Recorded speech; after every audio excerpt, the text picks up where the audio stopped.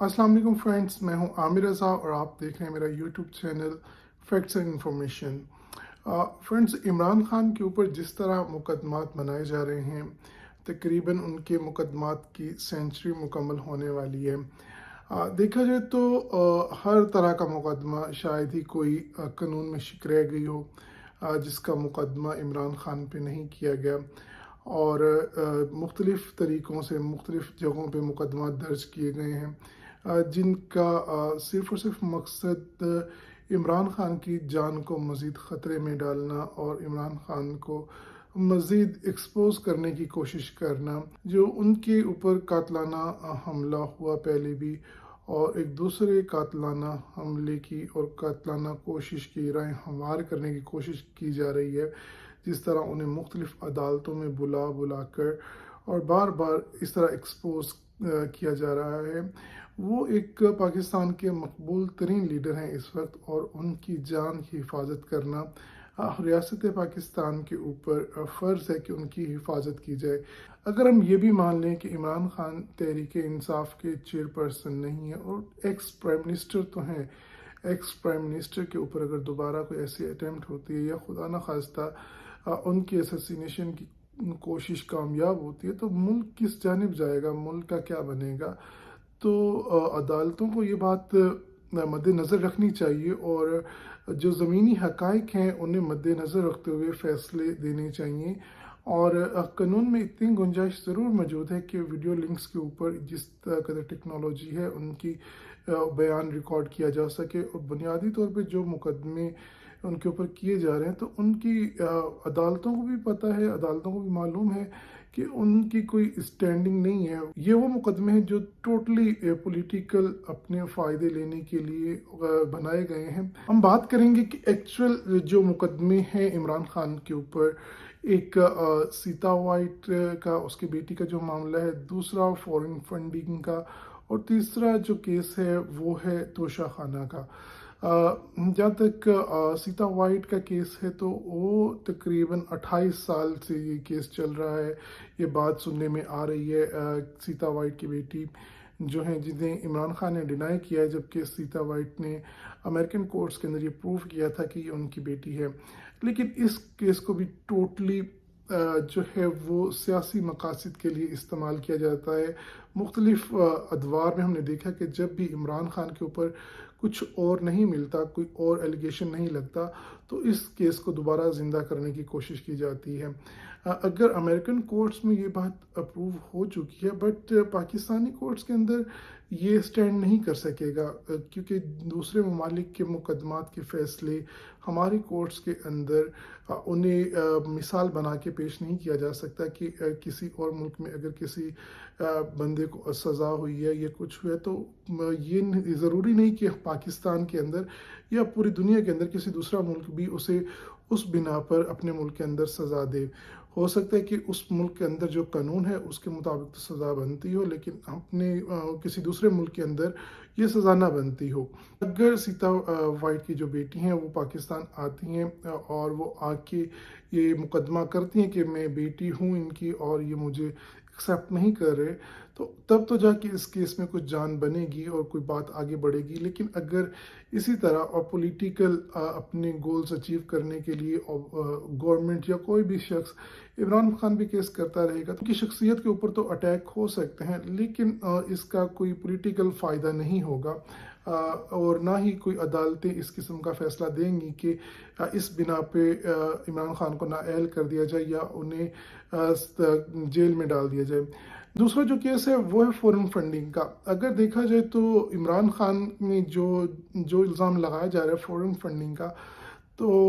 Peoples party آج تک اس بات کو مانتی ہے کہ نواز شریف صاحب ہی تھے جنہوں نے اسامہ بن لادن سے پیسے لے کے محترمہ بینظیر بھٹو کی حکومت کو ہٹایا۔ کیا یہ فورن فنڈنگ میں نہیں آتا؟ کیا یہ بات پیپلز پارٹی بھول چکی ہے؟ جو بھی لوگ باہر رہتے ہیں انہیں معلوم ہوگا کہ جب بھی کوئی پاپولر شخصیت کسی دوسرے ملک کا وزٹ کرتی ہے تو نہ صرف اس ملک کے رہنے والے باشندے اپنے اس پاپولر شخصیت سے ملتے ہیں، بلکہ ان کے کولیگز، ان کے دوست، ان کی بھی کوشش ہوتی ہے کہ وہ انہیں ساتھ لے کے جایا جائے۔ اسی طرح فورن فنڈنگ کا کیس جو عمران خان پہ بنایا گیا ہے وہ بھی ایک ڈنر تھا جس کے اندر بہت زیادہ تعداد پاکستانیوں کی موجود تھی، اور پاکستانیوں کے ساتھ ان کے فورن فرینڈز جو دوسرے ممالک سے تعلق رکھتے تھے وہ بھی موجود تھے۔ تو اٹ ڈزنٹ مین کہ وہ لوگ فنڈ کرے تھے، کتنے فنڈ تھے، کوئی $100 یا $1000 سے وہ کیا پاکستان کے اوپر اثر انداز ہونا چاہ رہے تھے کہ کوئی کل کو اگر گورنمنٹ آتی ہے عمران خان کی تو ہم اپنے کچھ بینیفٹس لے سکیں $1000 دے کے، $100 دے کے۔ تو جو بھی فورن فنڈنگ کا کیس ہے، عدالت کو اس چیز کو مد نظر رکھنا چاہیے، اور ضرور عدالت اس چیز کو مد نظر رکھے گی کہ کیا آیا یہ جو فورن فنڈنگ تھی یہ کیا پاکستان کے پولیٹیکل نظام کے اوپر اثر انداز ہونے کے لیے کی گئی تھی، یا یہ جسٹ صرف کچھ پاکستانی جو وہاں پہ بیرون ممالک میں مقیم ہیں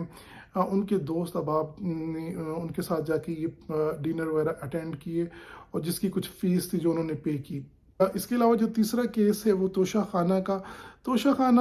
کا کیس اپنی موت خود مر چکا ہے، کیونکہ پنجاب کے اندر نون لیگ نے ہی یہ فیصلہ کیا ہے کہ اسے ڈسکلوز نہیں کیا جائے گا۔ یہ توشہ خانہ کے معاملات جو ہیں کلاسیفائڈ ہی رہیں گے اور انہیں ہم پبلک نہیں کر سکتے،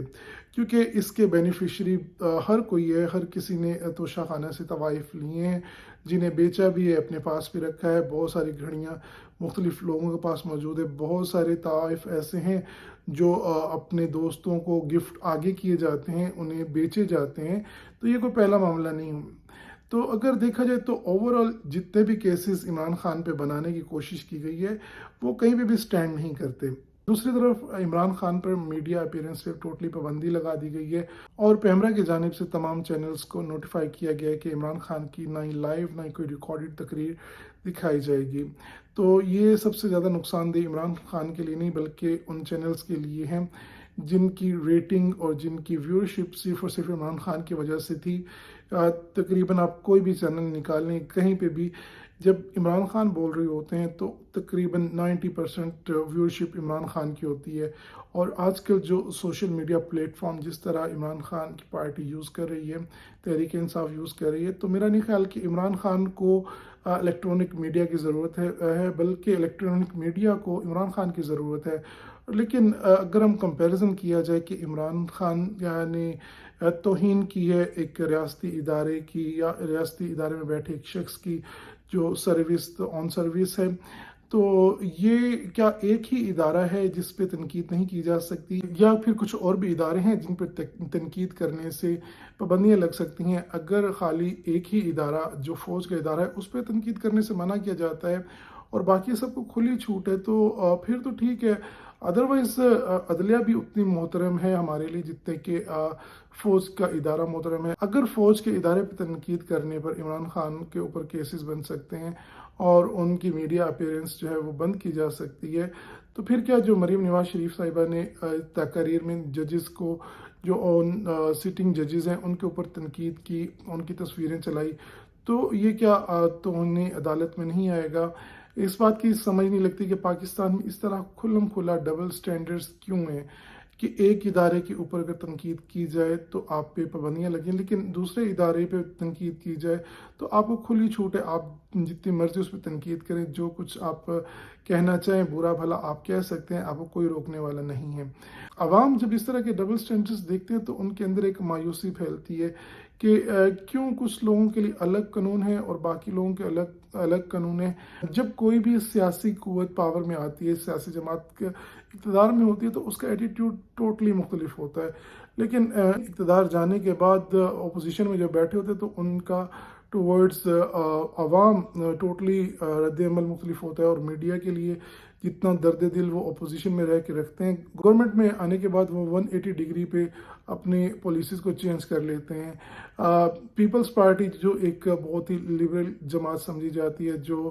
شخصی آزادی اور میڈیا کی آزادی اور جو فریڈم آف سپیچ کی ایک علم بردار پارٹی اپنے آپ کو سمجھتی ہے، اگر بات کی جائے سندھ کے اندر تو سندھ کے اندر کیا حالات رکھے ہوئے ہیں انہوں نے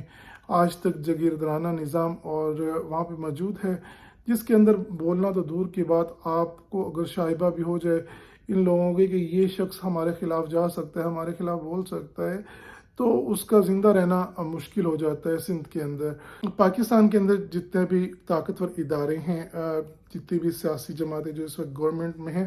انہیں چاہیے کہ وہ اس چیز کا خیال رکھیں کہ جو فنڈامنٹل رائٹس ہیں عوام کے یا کسی لیڈر کے یا انسانی حقوق ہیں، ان کی پامالی نہ ہو۔ اگر اسی طرح انسانی حقوق کی خلاف ورزی ہوتی رہی اور میڈیا کی آواز کو دبانے کی کوشش کی یا کسی لیڈر کی آواز کو دبانے کی کوشش کی جاتی رہی، تو وہ دن دور نہیں کہ جب اس ملک کی عوام یہ فیصلے اپنے ہاتھ میں لینا شروع کر دے گی۔ تو اس دن سے بچنے کے لیے ضروری ہے کہ ہر کوئی اپنے ڈومین میں رہ کے کام کرے، عدالتوں کا احترام کیا جائے، جتنا ضروری فوج کے احترام ہے اتنا ضروری ہمارے لیے باقی اداروں کا احترام بھی واجب ہے۔ بہت شکریہ آپ سب کا۔ ویڈیو اچھی لگی ہو تو میرے چینل کو ضرور سبسکرائب کیجیے گا، کمنٹس میں اپنی رائے کا ضرور اظہار کیجیے گا۔ Thank you very much.